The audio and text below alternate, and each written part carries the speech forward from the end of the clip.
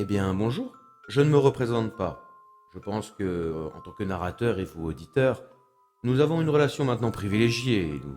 Mais, en bon narrateur, je me devais de vous résumer le deuxième acte de nos comparses du peuple. Pardonnez à la fabrique le temps que cela a pris, il y a eu des complications quant au décryptage et même au choix de l'immersion musicale de ce résumé. Mais, pour ce qui est de notre résumé alors, au final, la fabrique a bien fait de s'intéresser à cette histoire. Nos trois comparses, après une séparation, sont regroupés par un clan mineur, le clan du Cerbère, comptant 4000 personnes. Se disant alliés de Bob la Nature et de son petit clan, les informant plutôt vaguement et créant suspicion chez nos protagonistes qu'il y aurait des disparitions à Scrobis. Faisant fi de la généreuse offre de 10 000 sols par tête proposée par le clan du Cerbère pour gérer le problème en leur nom, néanmoins, sentant leurs intentions néfastes, ils partent voir Bob directement pour retrouver un homme dans un état déplorable, ayant perdu des dizaines de mineurs depuis que les racines de l'arbre que nos comparses sont abattues, laissant une caverne s'ouvrir sur un monde de cauchemars d'où personne ne revient.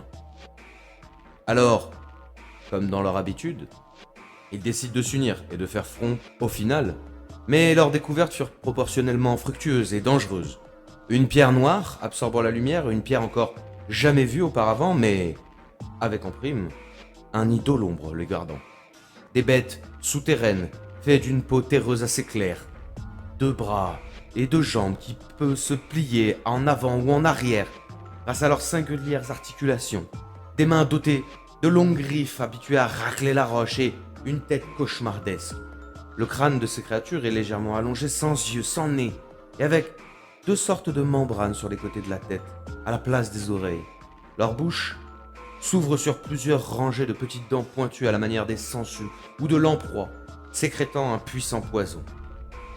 Établissant un camp, réfléchissant à des plans d'attaque contre le nid, mais aussi à la trouvaille qu'ils firent sur le cadavre de feu Roman, une boîte en acier poli que Lazarus ne peut toucher sans subir d'onde de choc.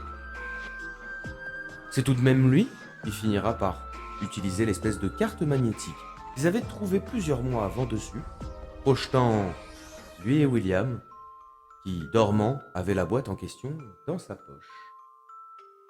Et la boîte s'ouvrit, scannant toute la pièce autour, et un coup de feu retentit.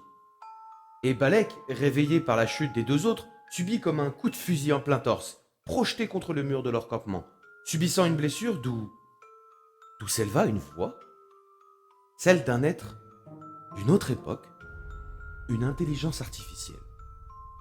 Venait de prendre Balek Smith comme hôte. Il serait compliqué de détailler, mais elle se nomme Pulcherius, et on peut dire qu'elle est dichotomique dans sa façon d'être. Elle dit avoir été créée pour aider l'humain, mais est irascible au possible. Après un repos et une découverte comme quoi le saphir noir qu'ils avaient trouvé contenait du flux, et que ce même flux pouvait nourrir et accroître la puissance de l'intelligence artificielle, tel un carburant, ils s'attaquèrent à l'antre des Olombres. Plusieurs combats, plusieurs tactiques. Et c'est finalement en utilisant Lazarus comme appât et se servant d'un goulet dans la caverne qu'ils nettoyèrent la zone. Enfin, cette zone. Car plusieurs informations leur faisaient penser qu'un seigneur des Olombres était sûrement à la tête de tout ça. C'est après un passage étroit rempli de chair, de sang, d'eau, d'odeurs putréfiées et de restes qu'ils débouchèrent sur une vaste caverne remplie de ce minerai sombre. Et très vite, le roi de ce territoire attaqua.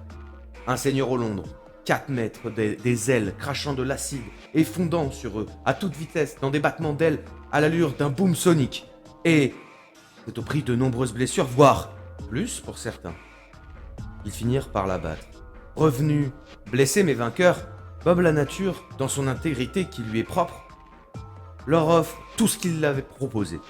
Au fond, tout ce qu'il pouvait, apparemment. Mais surtout, heureux de les voir en vie. Mais cette victoire laisse à nos comparses un goût amer, dû à des cachotteries, apparemment. Nous n'avons d'ailleurs trouvé aucune trace, pendant plusieurs mois, de Lazarus. Et c'est aussi, chers auditeurs, ce qui nous a donné du fil à retordre, et donc a mis en retard, plus ou moins, la fabrique, sur ce résumé. Il a comme disparu pendant plusieurs mois suite à cette mission.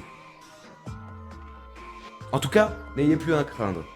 Le décryptage avance et je vous assure que nous allons retrouver nos trois populaires comparses Alors restez par là, restez à l'écoute, demandez des nouvelles de Rolling Abyss à vos marchands compteurs, car la suite arrive.